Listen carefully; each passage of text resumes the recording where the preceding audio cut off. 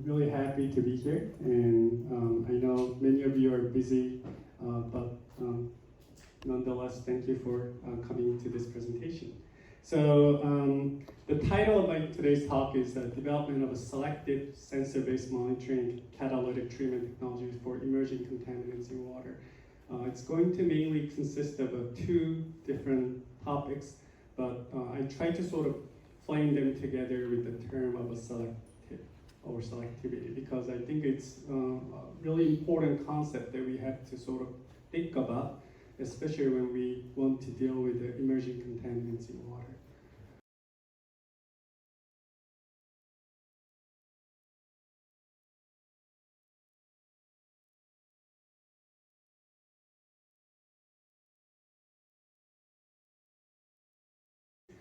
And so as a starter, emerging contaminants are some of those contaminants that you can find in the water that pose a high threat to both the aquatic life and human health at low concentration. So if you do some work related with the emerging contaminants in water, you might have seen some of these contaminants like PFAS or bisphenol A, BPA, or fluoxetine, which is a little bit more newer. So something like endocrine disrupting compounds or pharmaceuticals and personal care products, or PFAS compounds and so on, which those things are typically present in the natural and industrial wastewater environment at microgram per liter to even like a nanogram per liter level. And even with these kind of really low levels, they may pose sort of environmental concern. But at the same time, when you look at those water matrix, they also have other constituents that are in the water too.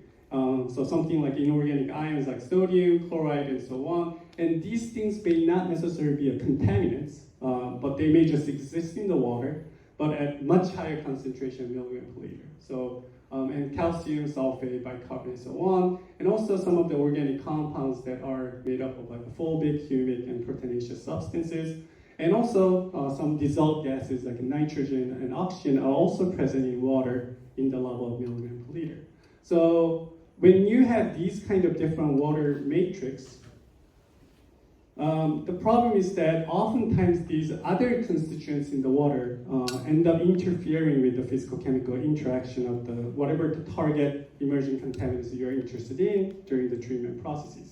So this is actually a slide that I got from my graduate class related with the physical-chemical treatment processes. So it's a bit older literature, but there were people who tried to look at the atrazine, which is this type of emerging contaminants back then, and their absorption to the activated carbon. So this is their concentration in the water and how much they would be absorbed to the activated carbon. And you see, atrazine in really, really clean water without any organics in them, they have some kind of absorption that looks like this. But once you have the same thing, try to remove the same type of atrazine amount in the activated carbon, now containing NOM containing water, then that absorption efficiency drops significantly, more by order of magnitude to about 2 orders of magnitude. So you start to see this other constituents like organics start to have an influence on selective or specific removal of emerging contaminants. Similarly, this is more of the results that we got from our lab. So if you were to do something like a pharmaceutical personal care products and their photocatalytic treatment, so this is more like a chemical treatment, and if they were done in like a deionized water, you may see them, so this is sort of a starting point. As you see, over a certain time, they will degrade, right, by the photocatalytic treatment. But if you put the same pharmaceutical personal care products now in the actual real water, like a Korean river water that we sort of put it in, and we spike the PTCPs in there, and then we try to do the same kind of treatment at the same condition, we basically see much, much slower degradation. And this is again due to both the organics and some other things that are in the water that changes the things. So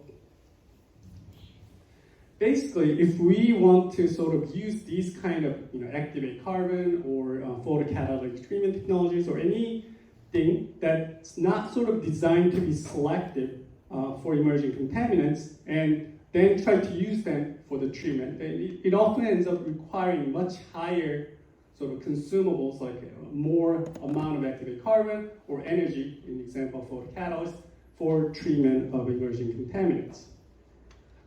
And therefore, more recently, I would say from 5 to 10 years ago, people sort of really proposed that the development of more selective technologies that can interact more specifically with the target contaminants over other constituents are needed. Right?